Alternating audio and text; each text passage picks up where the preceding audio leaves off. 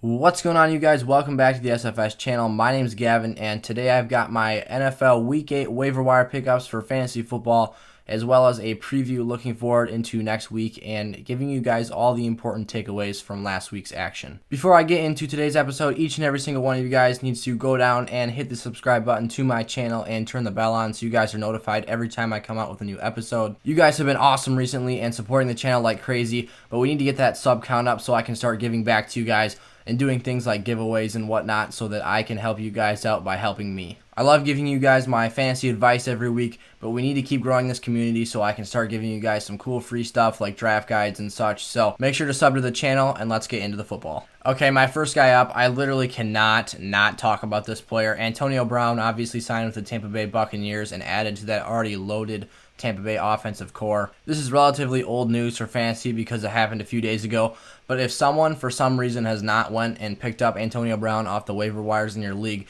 you need to do so. Unfortunately for Mike Evans owners, I think he's gotten lost in the shuffle of pieces there in Tampa Bay, and I think that the emergence of Gronk over the last 2 weeks has kind of taken away his red zone role on that team, and he's not really getting many targets. Chris Godwin has a very clearly outlined role where he catches those underneath passes and gets a lot of run after catch, and that's what produces his fantasy value, as he is very good after the catch.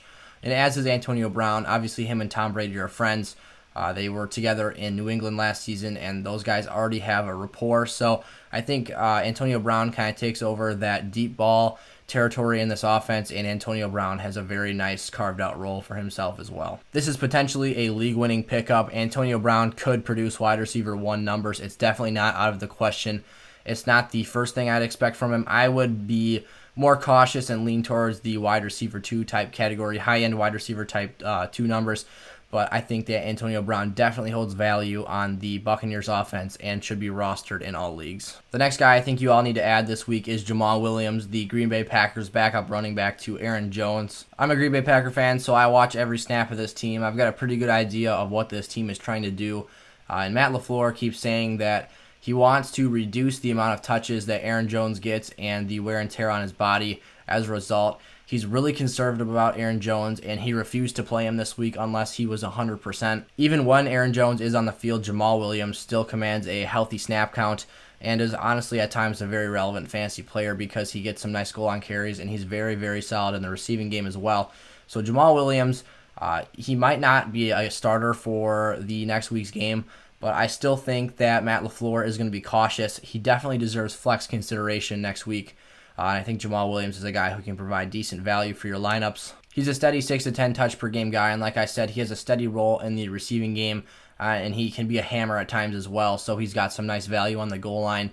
I would go pick up Jamaal Williams. He's going to be a must-start running back if Aaron Jones doesn't go for some reason next week, and like I said, I think he holds value at the flex position as well in deeper leagues. An extremely underrated player at his position in fantasy this season is Logan Thomas, the Washington football team tight end, who is actually playing quite solid football this year. If you guys have a tight end on a bye week or are in desperate need of a tight end to start on your team, Logan Thomas is a guy who should easily be available for you to pick up. He's only rostered in 8.5% of ESPN fantasy leagues, and over the last 2 weeks, he has a touchdown in each game, along with over 100 yards total split between the two performances. So Logan Thomas is a guy who's definitely trending up.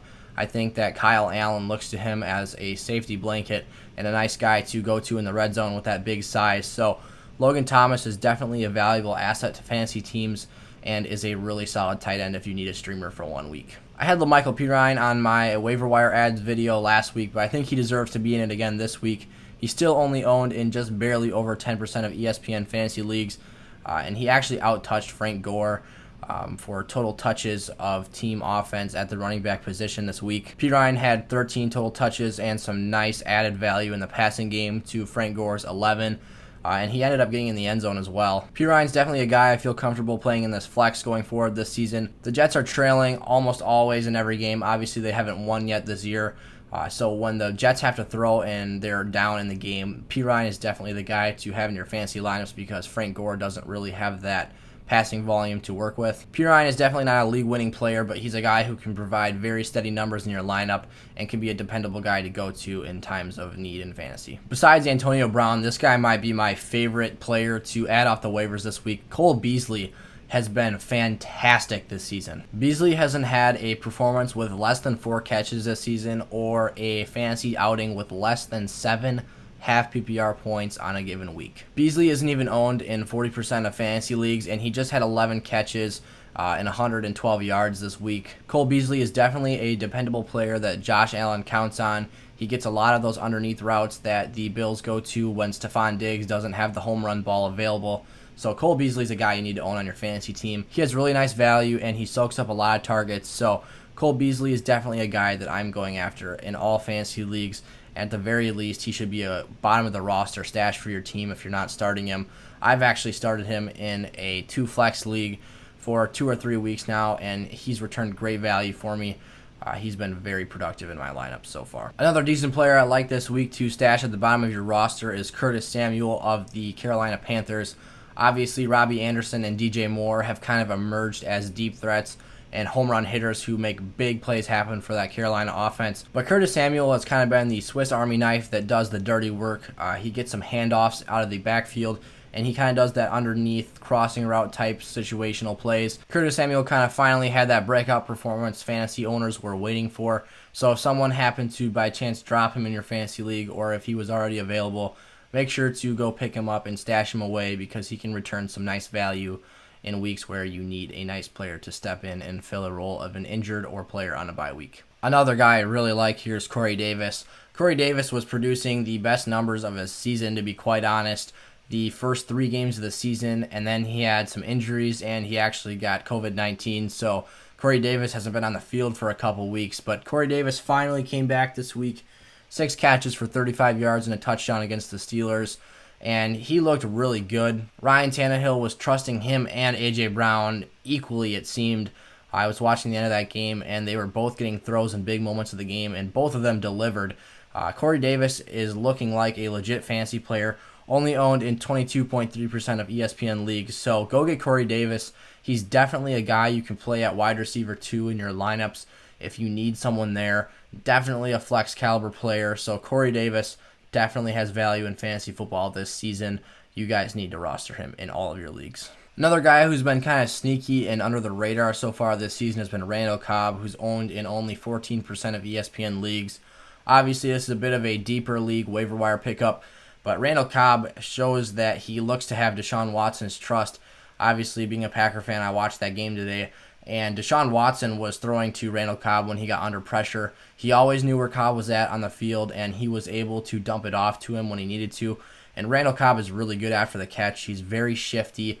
He plays almost like a running back in his style. His vision is excellent. So Randall Cobb is a guy who in deeper leagues, maybe you've got a 12 or 14-man league, maybe your rosters are a bit deeper this year because of COVID. So if that's the case for your guys' league, I'd go pick up Randall Cobb and stash him away. You never know, you might need him in a given week. Here's another one who I had on my list last week. Robert Tonyan is actually tight end 5 this year, and a lot of people do not realize that. Robert Tonyan has been a very, very, very good fantasy football player this year. He's produced better numbers than a handful of top tight ends that guys were drafting going into the season.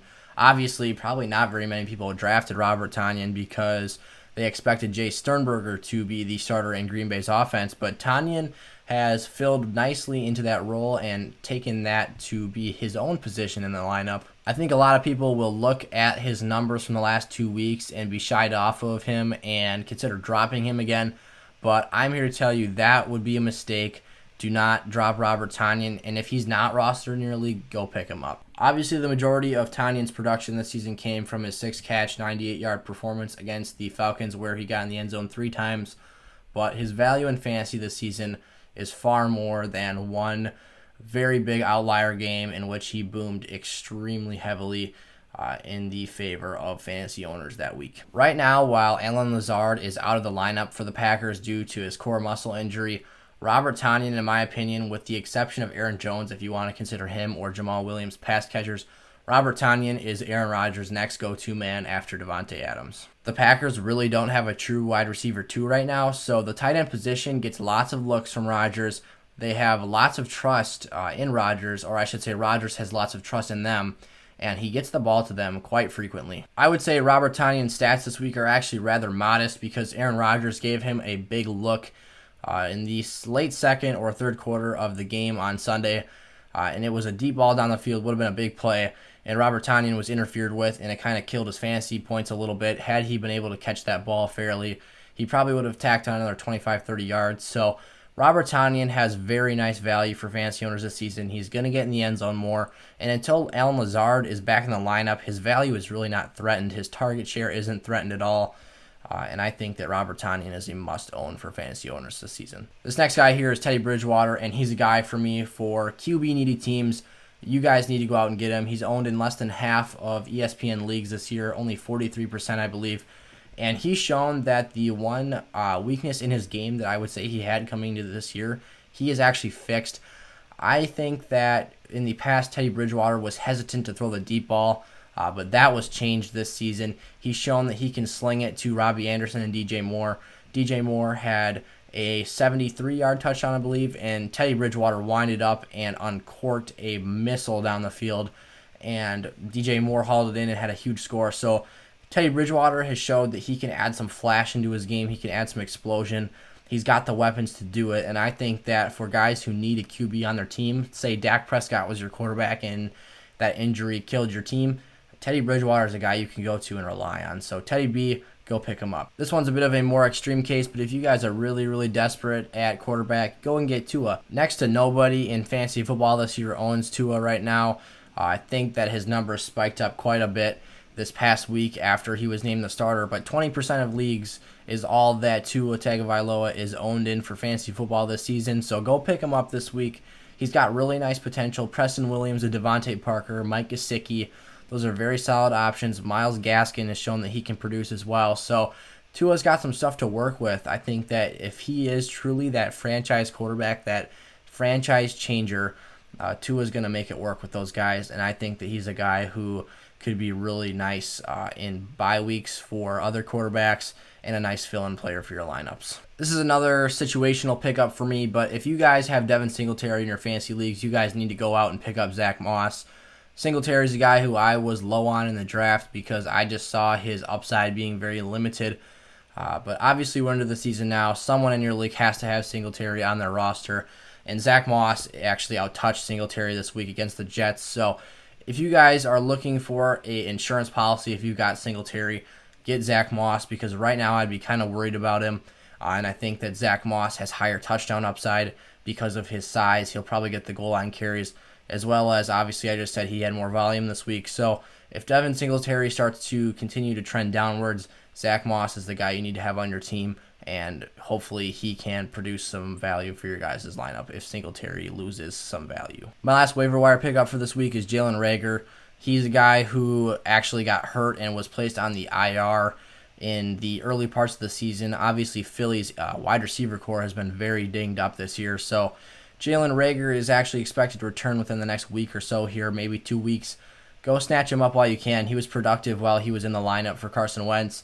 He was that younger version of Deshaun Jackson that could still fly, and he could get open down the field and make some explosive plays happen. So Jalen Reagor is a guy I definitely like.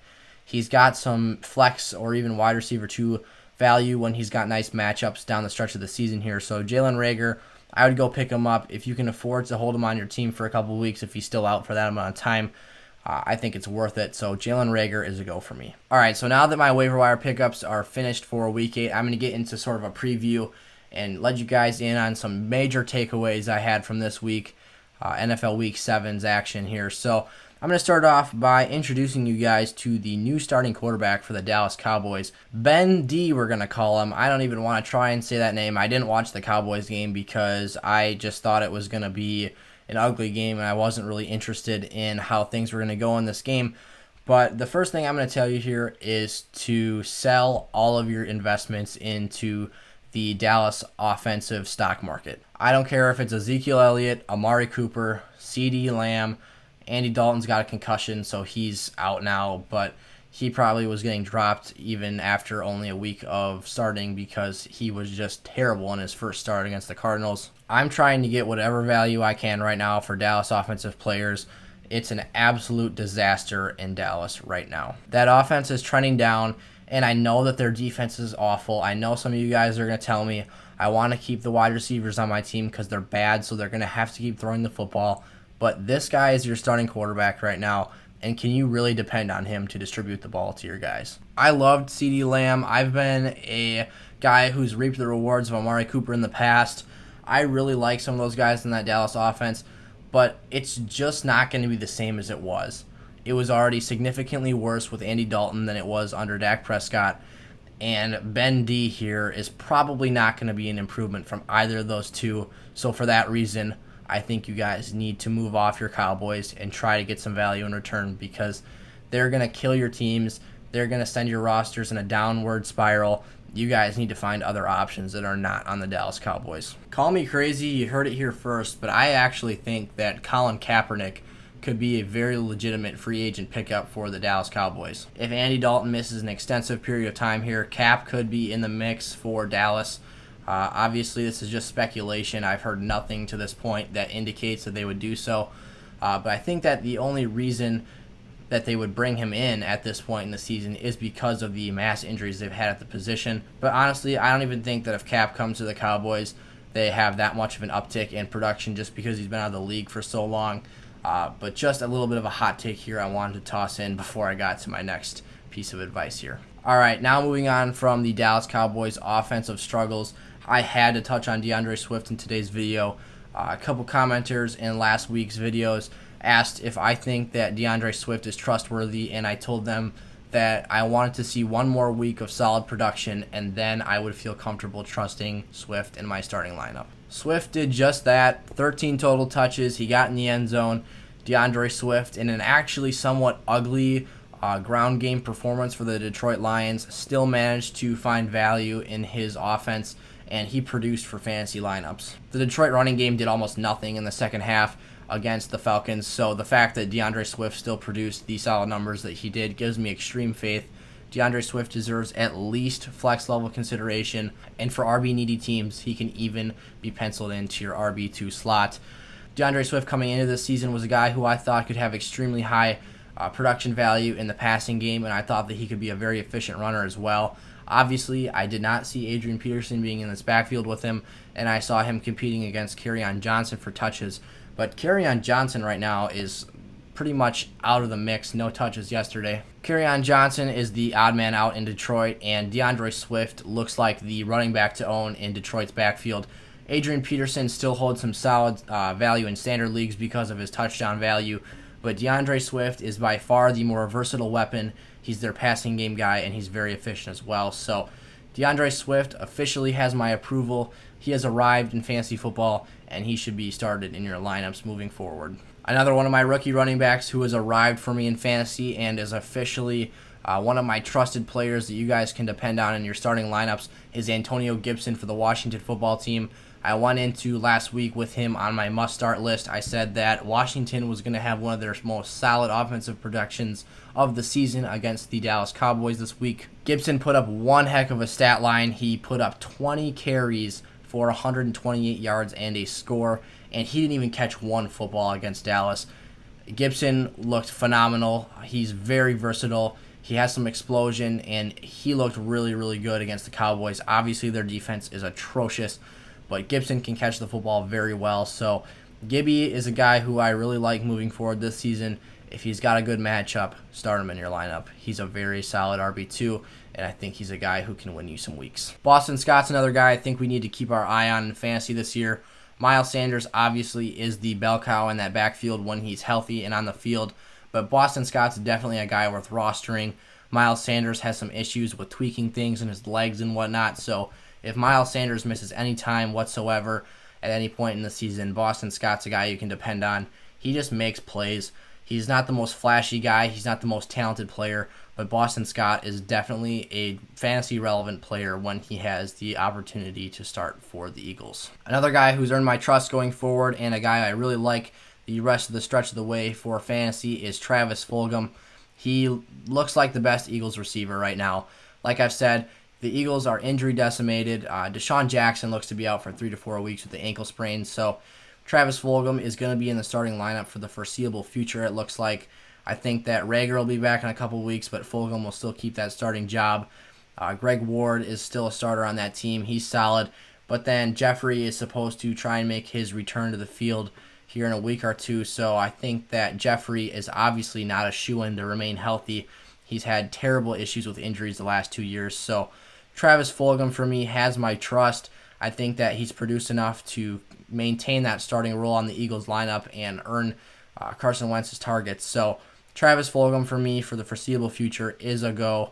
I think that until we have reason to believe otherwise, Travis Fulgham is a guy who deserves starting consideration. Odell Beckham Jr. and the Browns pass catchers in general are some guys I wanted to touch on in this video. I think that Odell obviously suffered an unfortunate injury. He might be out for an extended period of time. It was a knee injury that he suffered against the Bengals, and the report after the game was that it's feared that it's serious. So obviously, hope for Odell's successful recovery. I hope that he's all right. But from a fantasy standpoint, I'm out on Browns pass catchers. Odell Beckham was held catchless in this game. He was injured early on, so you can't really read too much into that. But Odell Beckham wasn't producing those numbers that we expected when he was traded to Cleveland. Jarvis Landry for the Browns only had 5 catches for 48 yards. Very disappointing. Austin Hooper hasn't really been an impactful player in fantasy either. David Njoku only had 2 catches. He did get in the end zone for a touchdown, but 2 for 20 and a touchdown is not sustainable numbers in fantasy football. The best pass catchers for the Browns offense this past Sunday were Rashard Higgins, Harrison Bryant, and Donovan Peoples-Jones, who I guarantee you none of those players were started in any fantasy lineups this week. The Browns are simply a run-first football team. If you've got Kareem Hunt and Nick Chubb, hats off to you. That's where the value is at in this offense for fantasy football. This team is run first, run the ball, smash mouth football, and then play action over the top. And it's just so wildly inconsistent that it's really hard to depend on these guys in your lineups. I'll get into this more in my trade advice video tomorrow, but the Browns are definitely players I'm selling on unless it's the running backs. Obviously, Odell's value takes a big hit if he is out for an extended period of time, but in terms of Jarvis Landry, Austin Hooper, I'm trying to find other options for them this year. Moving on, someone I want to touch on quickly is Mike Davis, the Panthers running back who's been filling in for CMC in his absence. I just thought I would touch on him quickly. Mike Davis is a guy I've been saying you should sell high on the last few weeks. I've been saying that his trade value is only going to go down from here. Christian McCaffrey is going to return sooner rather than later, and I think Mike Davis has one more week of solid starting level fantasy football numbers. Christian McCaffrey is eyeing a Week 9 return, so obviously Week 8 gives Mike Davis some room for production. But after that, I would say stash Mike Davis away on your bench just in case something were to happen to CMC and he has a setback for his ankle. But Mike Davis probably doesn't have a trade market anymore, but I would say hang on to him in your leagues. One of my favorite sleeper picks this draft season was Dionte Johnson, and he's been one of my favorite guys to watch on the football field this season. Unfortunately, he hasn't been able to stay on the field as much as we'd like, but man, when he plays, is he something special. Dionte Johnson got in the end zone twice. I think he had 9 catches, if I'm not mistaken. I started him in 3 leagues this week, and he was great. Dionte Johnson on the slot is very dangerous for the Steelers' offense, and he's a guy that should be started if he is healthy and in the lineups in all leagues. Johnson got banged up again at the end of the performance against the Titans, but it was a very, very good day. 2 touchdowns. I believe he had about 70 or 80 yards. His exact stat line was 9 catches for 80 yards and 2 touchdowns, so Dionte Johnson fully has my trust. If you guys have him on your fantasy team, do not drop him. I wouldn't even try to sell high on him. I think that he's really a productive player, and he's a guy who I really like to have in your fantasy lineups the rest of the season. I'm going to quickly get through the rest of these guys here. James Robinson, for me, he's an RB1 going forward the rest of the season. He completely dragged the Jaguars offense along behind him in this week's game against the Chargers, who was a difficult matchup on paper for him. The Chargers up front are very good. Their front 7 is pretty darn solid. And James Robinson, 2 total touchdowns, over 100 scrimmage yards. He was fantastic. He is the heartbeat of that offense, and the Jags go as James Robinson does. I think that he's a very productive player the rest of the season. He's got some somewhat difficult matchups during the fantasy playoffs, but James Robinson, if he hasn't already earned your trust, he 100% should now. He's a guy who I've loved all season long, and I've been lucky enough to have picked him up in 2 or 3 leagues off the waiver wires. So James Robinson, 100% confidence in him moving forward. The last thing I want to touch on here before I get out of here is that Justin Herbert, for me, has absolutely arrived. He is for real in fantasy and in real life. He is a franchise quarterback for the LA Chargers, and he has been exceptional to this point. He's spreading the football out like a seasoned veteran, and he's able to distribute the ball to everyone on that team. He hit 8 different pass catchers this week and was very productive on his deep ball. He had a lot of big splash plays and touchdowns. So Justin Herbert for me is 100% a go. He might not be a must-start player, but if you have Justin Herbert sitting on your bench, you're sitting pretty. Just one quick red flag before I get out of here is that the Chargers running back core is actually seeming like they're a little bit unpredictable right now. Obviously, Justin Jackson 2 weeks ago was great in the first week of Austin Eckler's absence. But then this week, Josh Kelly ended up getting the workload. He did nothing with his 12 touches, only 29 yards. So the Chargers' backfield looks a little bit murky right now. I would wait until Austin Eckler returns to really trust them again. Josh Kelly was far more productive when he was a little bit of a thunder and lightning combo with Eckler. So I would be cautious when you're starting the Chargers going forward. Obviously, they gave you a little bit of a scare this week because they're a little bit inconsistent, and obviously that's a big issue for fantasy football. So that'll wrap up today's episode. Thank you guys so much for watching. I really hope you enjoyed today's video. Make sure to like, comment, and subscribe to the channel, and like I've been saying, turn that bell on so you guys are notified whenever I come out with a new episode. This fantasy season has been awesome so far, and it's going to get a lot better. I can't wait to move into playoff season and get down the stretch with you guys. I think that this year is going to end up really great for a lot of us, and we're going to look back and say it was a really special year despite all of the issues and unpredictable things with COVID-19. So thank you guys for coming along with me on this journey. I really appreciate your guys' continued support, and I really enjoy watching this channel and community grow. So let's keep up the success. Let's continue to grow as a community, and let's continue to win fantasy football games together, and I'll see you guys next time. Peace out.